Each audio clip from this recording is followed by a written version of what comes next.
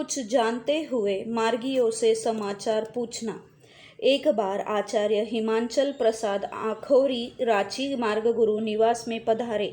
सामूहिक धर्मचक्र के बाद हम लोगों ने उन्हें बाबा की कोई घटना सुनाने का आग्रह किया। उन्होंने हम लोगों को बाबा की कई आप बीती घटनाएं एवं अनुभूतियां सुनाई, जिसमें उनका एक आप बीती घटना मेरे मर्मस्थल को गंभीरता से स्पर्श कर गई, जिसे मैं यहाँ अपने शब्दों में वर्णित कर रहा हूँ। उस समय आचार्य जी राज्य सरकार के एक बहुत बड़े पुलिस अधिकारी थे। बाबा के संपर्क में आकर उनके अनन्य भक्त बन गए। सरकारी कार्य से समय निकालकर वे हमेशा बाबा दर्शन के लिए जमालपुर आ जाया करते थे। जब भी वे जमालपुर आते थे तो पूज्य बाबा उन्हें देखकर मुस्कुरा करके पूछते थे, तुम कैसे हो जी? उनके मन में भाव आता था कि बाबा अंतर्यामी हैं, सबके मन की बात जानते हैं, किंतु वह हम लोगों से पूछने का यह नाटक क्यों करते हैं कि कैसे हो जी? उस समय वह गृही आचार्य हो गए थे।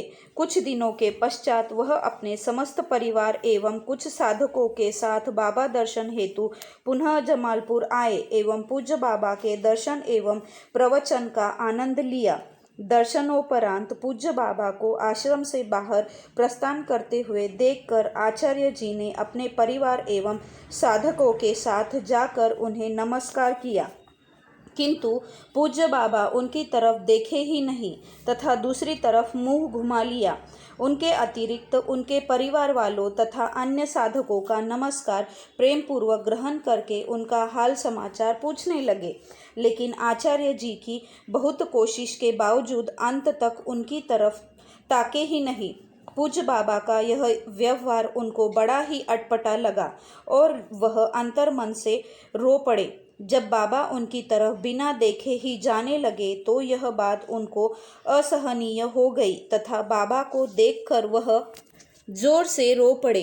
उनका अंतर्मन बाबा से बात करने के लिए बेचैन हो गया।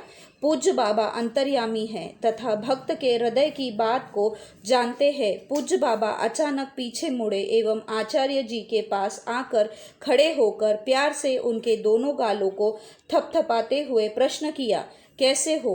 परम गुरु का स्पर्श एवं प्यार पाकर वह शांत हो गए तथा अपने को धन्य समझने लगे। थोड़ी देर बाद बाबा उनकी तरफ इशारा करके बोले, देखो जी, बाबा अंतर्यामी जरूर हो सकते हैं, किंतु जब वे अपनी अहेतुकी कृपा एवं संकल्प से पंच भौतिक शरीर धारण करके महासंभूति के रूप में इस धराधाम पर आते हैं तो भक्तगण उनके दर्शन, स्पर्श एवं उनकी पवित्र वाणी सुनने के लिए व्यग्र एवं लालायित रहते हैं। वे लोग दूर दूर से उनके भौतिक शरीर का सानिध्य लाभ करने एवं दर्शन के लिए आते हैं।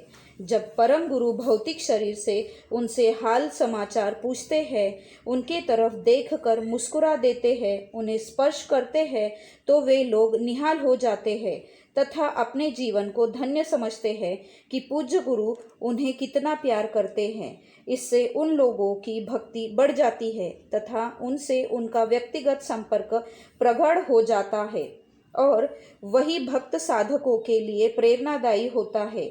यही उनकी आध्यात्मिक जीवन की थाती बन जाती है तथा आजीवन गुरु के प्यार एवं उनके भाव में उनका मन लगा रहता है। इसीलिए उन्हें भक्तों का हाल समाचार पूछने की लीला करनी पड़ती है। पूज्य बाबा के एक एक शब्द उन्हें अमृत के समान लग रहे थे। भक्तों के प्रति उनके अगाध प्यार को जानकर आचार्य जी के आंसू बहने लगे।